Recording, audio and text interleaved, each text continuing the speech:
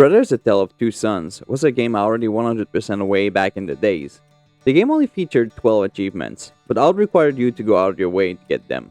I meant to talk about the game on this channel for a while, but really didn't feel like deleting all of my achievements for the sake of a video. But this happened.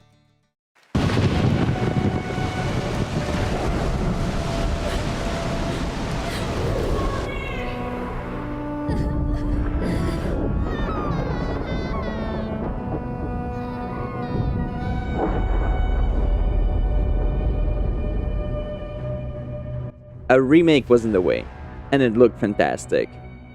I was genuinely excited to play this game again. Came back from work, bought the game on Steam, and installed it right away. But then I had to wait for the weekend so I could play with my girlfriend.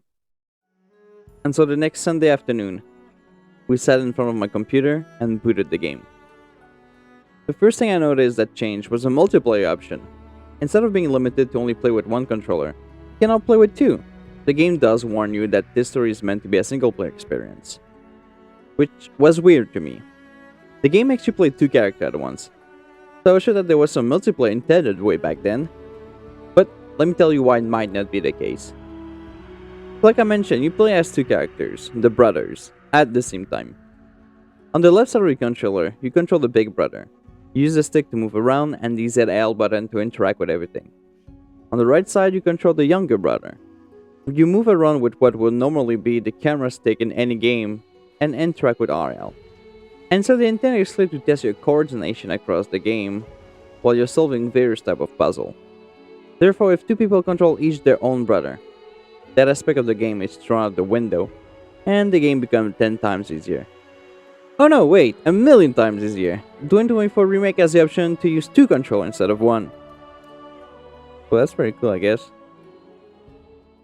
And so the game begins with the little brother kneeling at his mom's grave, dwelling the past of the events that led to her death. Then he snapped out of it when his older brother calls his name, as in the elves transporting their sick dad to their healer. By the way, his name is Naya. Right away you can tell that my girlfriend and I will need to work on our coordination. We made this simple task much harder than it needed to be. Before we get to the bridge, I made us take a stroll on the beach to skip a few pebbles. Mind you, I've played the original, so I did remember a few of the achievements, but after a few throws, we went back on our way. We do have a dying dad to take care of after all. We reached the bridge and I then pulled the lever as only the elder brother can do this task. And oh yeah, before I forget to mention it, I made my girlfriend play Nai on purpose. If you know, you know. We made it to the healer of the town, but he cannot do much for our dad without some special water that can only be found inside of a tree far, far away. Without a choice, the pair of brothers go on the journey to save the dad. And their first obstacle? A mean teenager that won't let them pass through the town. And so instead of just pushing him out of the way, because we are the good guys obviously, we went for a swim instead. Fully knowing that his younger brother is scared to death of fucking water. Well, he just grabbed his shoulder and all was fine, I guess, so. Now exploring the town. My girlfriend and I couldn't stop talking about how amazing this remake looks. Compared to the original that came out about 10 years ago, the glow up is real. There wasn't much more to say about the prologue of the game, except that we released a dog to bully the bully, and pissed off an old man so we can access a bridge. The first chapter of the game has 5 achievements, and the beginning of a 6th one. It doesn't take too long before we got 2 of them. At first I simply wanted to show my partner what happens when you get rid of the ball, but my dumbass accidentally threw the ball in the hoop, giving me one of the 2 new achievements. Still carried on with my plan, and even though the game tried to stop me, I dropped the ball in the well. I did upset my girlfriend, but hey, gotta do what you gotta do for the channel, right? Moving on. After going through one of the most beautiful area of the game and getting mauled by a dog, my girlfriend spotted a hamster wheel and just beelined for it. Yes, that's exactly what she was supposed to do, but I had other plans in mind. Like freeing a bird from its cage and helping out a rabbit. Feels like I'm forgetting something. Oh yeah, I went back for it later.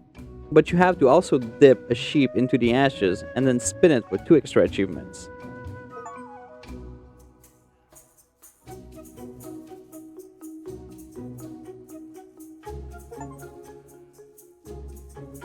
In the next segment, a very slow troll helps you out. He turns himself into a bridge and tosses you around, and more often than not, you're just stuck waiting for him because he's slow.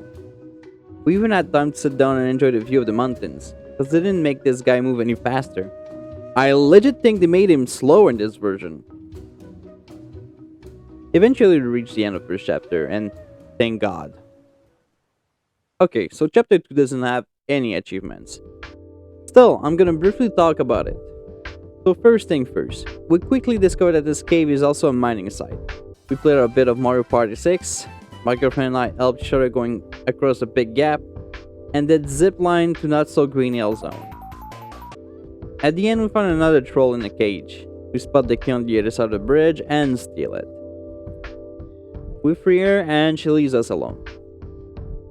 Now the other is big mad for some reason. We put him in a cage and he can reflect on what he's done. She comes back for us and we help her reunite with the first troll we met. But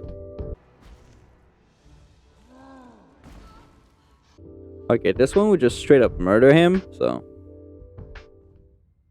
alright, so chapter 3 might be the darkest chapter. We first had to survive a pack of hungry wolves and not look up. Abel and I got to the cemetery, and here we missed an achievement. I got on my second playthrough, but when you interact with the statue with Nai, you get to see a shooting star in the sky. And this is probably the only good thing about this chapter, as afterwards, things don't get better. On the other side of the Goth Kids playground, a wolf forces us to jump in the river. Lau got rid of that torch earlier. We hit a rock, and then my girlfriend fucks up and falls in the water again. I jump to her rescue, but somehow I end up carrying her on a branch avoiding evil trees. But again, it didn't take too long before we dip our toes back in the water. This time, Naya does save his brother from drowning. However, things seems a little bit off when Naya wakes up. He sees a giant version of his mom and his big brother's acting weird. Really, really weird.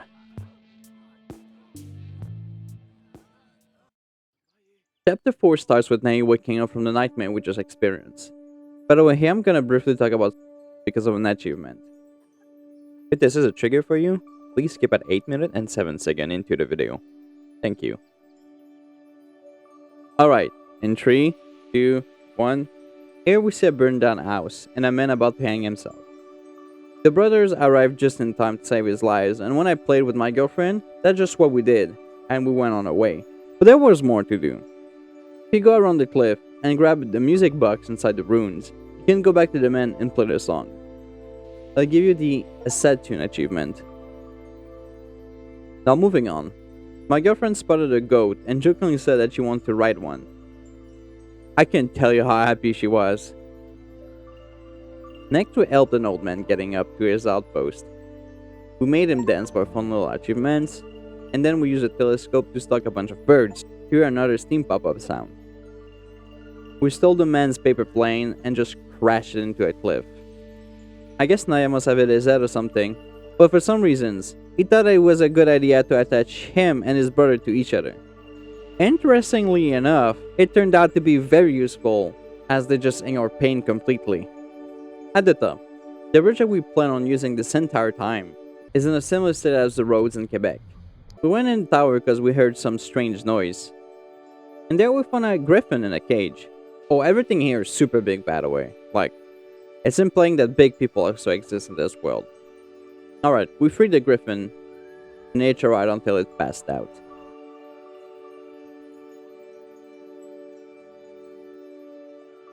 In the next chapter, we do confirm that big people exist. Okay, so outside of the giants here, there isn't much to say. I blew a horn for our sweet achievements, and we moved on to a colder area. It wouldn't be a video game without an ice level, right? Before we get there though, the brothers spot a woman tied to an altar with a bunch of what seems to be primitives waiting for a sacrifice. And because we're the good guys, we stack on each other, cover ourselves in blood, and saved her.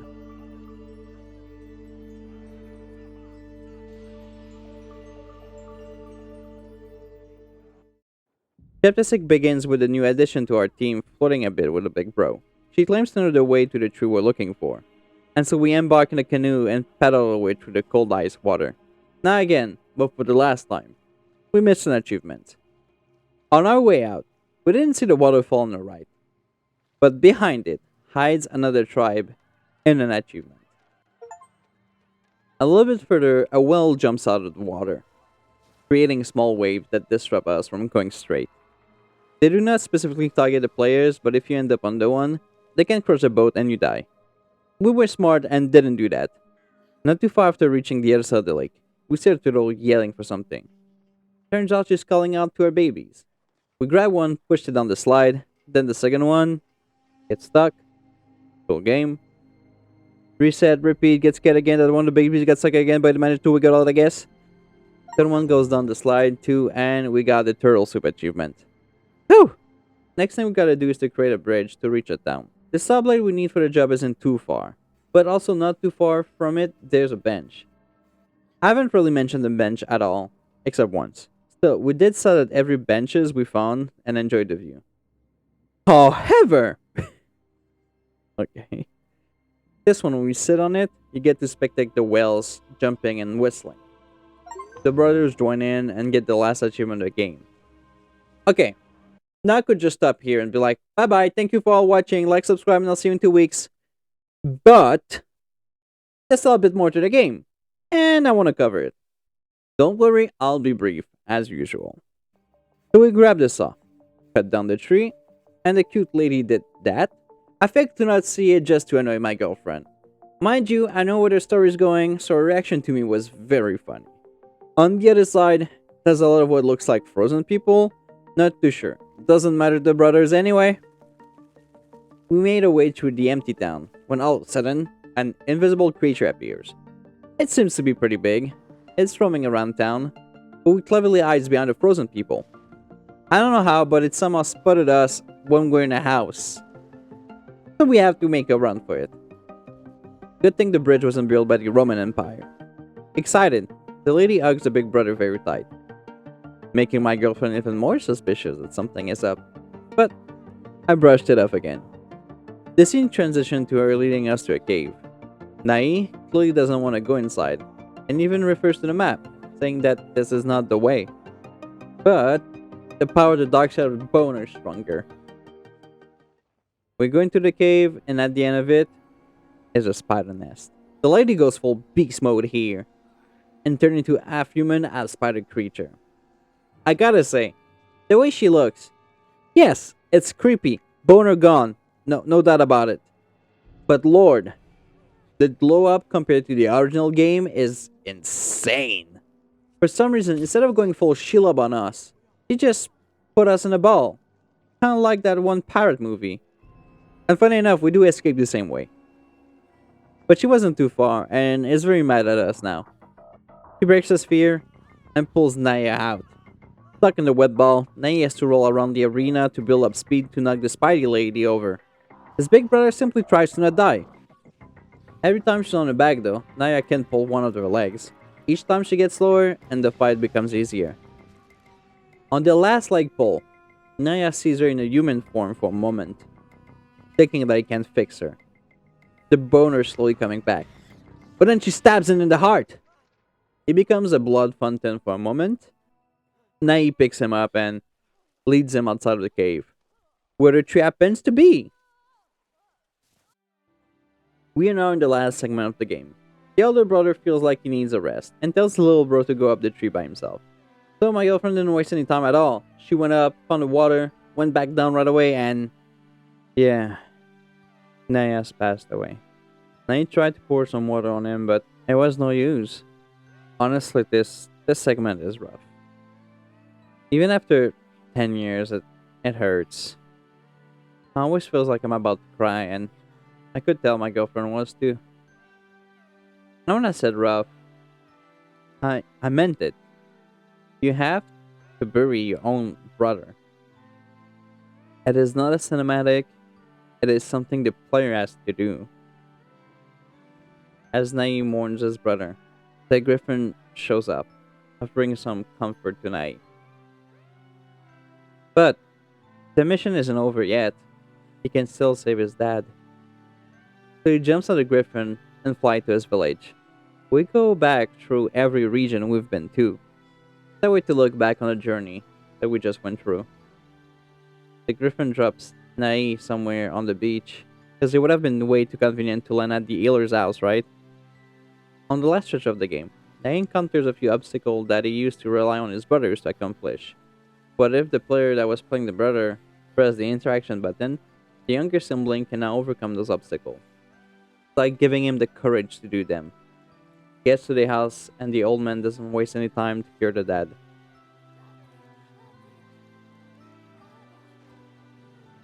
And the next scene, now he's on the beach.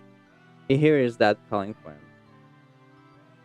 He makes his way to his house and goes back to where he was at the beginning of the game, but now there's two tombstones. The dad breaks down and the camera pans out and roll out the credits. The end of the game is depressing as fuck. And honestly, don't really have much to say about it. It is overall a good time. I enjoy myself every time I play, but the ending, I don't know. But I should wrap this up.